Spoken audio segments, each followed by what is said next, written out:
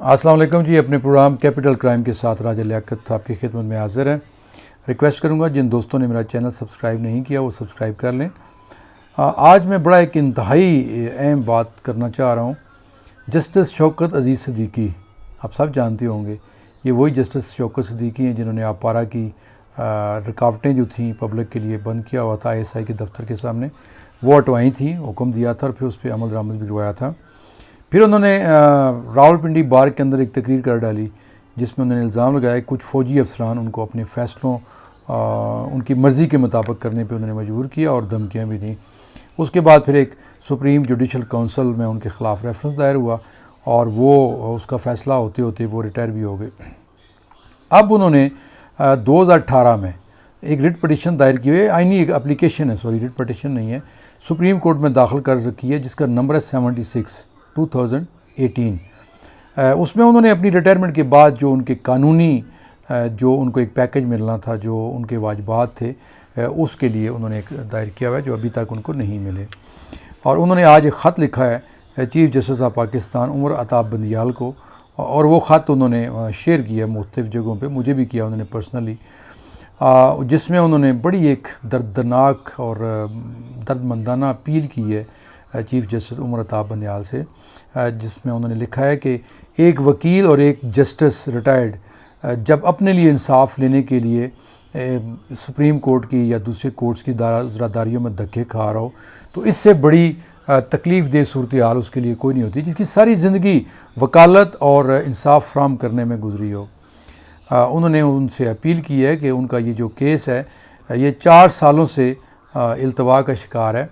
कुछ समातें हुई लेकिन हर समात पे एक लंबी तारीख दे दी गई और बड़े बड़े वक्फे डाल दिए गए। फिर कुछ अर्सा पहले ये हुआ कि जो एक बेंच बना हुआ है उनके जस्टिस साहबान ने कहा जी कि हम इसको गर्मियों की छुट्टियों से पहले समाप्त करेंगे, ख़त्म करेंगे, क्योंकि ये जो बेंच है गर्मियों की छुट्टियों के दौरान शायद उसमें 1 या 2 जजेस रिटायर हो जाएंगे। जब वो रिटायर होंगे तो ये बेंच ख़त्म हो जाएगा, फिर नया बेंच कब बनेगा ये तो फिर चीफ़ जस्टिस साहब जानते हैं या फिर अल्लाह जानता है। तो उन्होंने कहा है कि मैं ना तो कोई ख़ानदानी अमीर कबीर सरमायादार हूँ, ना ही मेरी कोई बहुत बड़ी ज़मीनें हैं, ना ही मेरी कोई फैक्ट्रियाँ हैं, मेरा सारा ओढ़ना बिछोना या वकालत रही है और या फिर उनकी जो नौकरी है उसकी जो उनको मिलना था पैकेज उसके ऊपर। तो वो कह रहे हैं कि मैं इंतहाई ज़हनी, रूहानी और जिस्मानी कर्ब से गुज़र रहा हूँ, तो खुदारा मेरी ये जो आइनी एक पटिशन है, जो मेरी दरख्वास्त है, इसको गर्मियों की छुट्टियों से पहले क्योंकि 13 तारीख को छुट्टियां हो जानी है और उससे पहले सुन लिया जाए। उसका जो भी फ़ैसला, उन्होंने ये नहीं कहा कि क्या फ़ैसला दें, उन्होंने कहा जो भी आइन और कानून के तहत उसका फ़ैसला है वो दे दें। उन्होंने ये भी बीच में लिखा कि मैंने आप जैसे ही अहले दानिश जस्टिस साहबान से ये सुन रखा है कि justice delayed is justice denied, कि इंसाफ में जो तख़ीर होती है वो इंसाफ से इनकार के बराबर होता है। तो ये मैं समझता हूँ कि ये ख़त नहीं है, ये हमारे जुडिशल सिस्टम के मुंह के ऊपर एक तमाचा है कि सुप्रीम कोर्ट से रिटायर्ड एक जस्टिस शौकत अजीज़ सिद्दीकी पिछले 4 साल से ख़ुद अपनी ज़ात के लिए इंसाफ लेने के लिए दर बदर हो रहे हैं, बार बार पेश हो रहे हैं, बार बार तारीख़ मिल रही है उनको।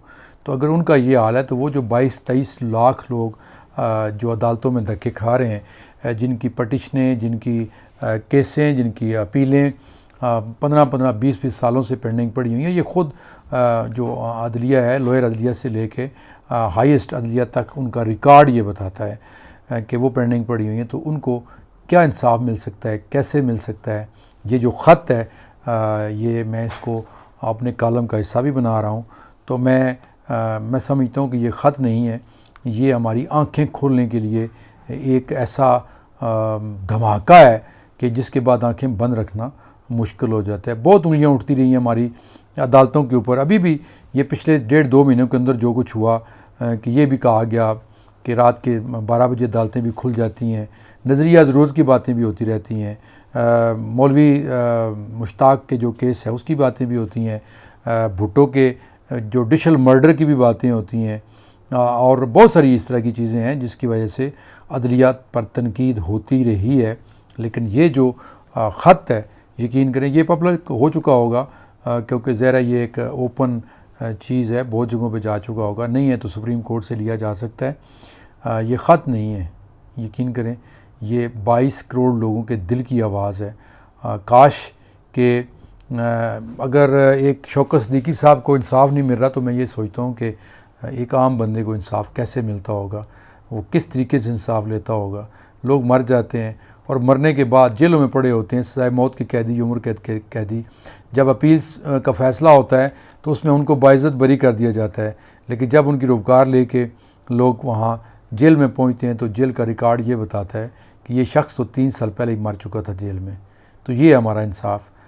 मैं इस प्रोग्राम की तवज्जो से मेरी भी ये दरख्वास्त है कि शौकत सिद्दीकी साहब समेत जितने भी लोग जिनके इस तरह के जेन्युइन केसेस पड़े हुए हैं, जिनकी जेन्युइन एप्लीकेशंस हैं, अपीलें हैं, रिट पटिशन्स हैं, कोई ऐसा सिस्टम बनाया जाए कि मैं पिछले दिनों अरशद शरीफ साहब के साथ पेश हुआ था चीफ जस्टिस अतर मिनुल्लाह की अदालत में, तो उन्होंने इसी बात को बुनियाद बना के कि क्यों तनकीद की गई, ये अदालतें जो हैं वो 12 बजे खुलती हैं। अदालतें तो 24 घंटों के लिए होती हैं और वो 24 घंटे किसी का भी जो अपील है, जो एप्लीकेशन है, वो बेशक एक पीस ऑफ पेपर पर क्यों ना हो, अदालत को ये इख्तियार है कि उसको समाअत कर सकती है। और उन्होंने साबित भी किया है, वो मतीउल्लाह जान का केस हो, अरशद शरीफ का हो, समी इब्राहिम का हो, या और बहुत सारे ऐसे केसेस हैं जिनमें उन्होंने नोटिस लिया।